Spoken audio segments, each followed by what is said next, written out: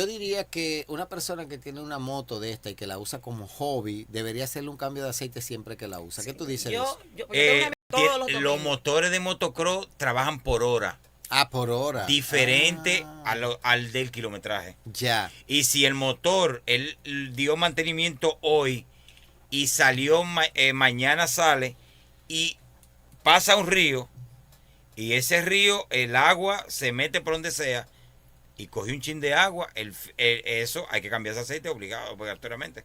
Ya. Para continuar.